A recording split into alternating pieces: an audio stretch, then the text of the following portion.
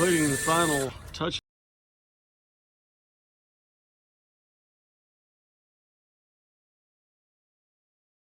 Our allergy guard window screens. Okay folks, Zach from Apex Roofing just brought in what we see all the time, and this is the result of hail damage. Right here you can see where some big hailstones went through, and you can just see all the striation marks on the screens. So he's brought in a couple of these, and these have little acorn latches here. These screens removed from the inside of the house. He brought in two. You can see they're terribly damaged.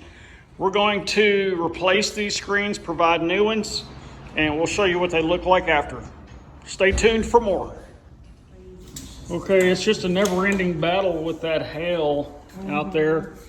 Here are some more screens that just came in today. These are insect screens that go on the lower half of your window. Big old hailstones that have gone through there. That's what that looks like. We're going to get these fixed up for this customer and get them some new screens so they can keep the bugs out. So we're looking at just roughly. Okay, so we have our brand new screens back, and you can see we've got the brand new screen in it. The frames are rebuilt, has all the correct hardware on it, the acorn latches. And there's the other one down here, looking good, ready to go back on that customer's home.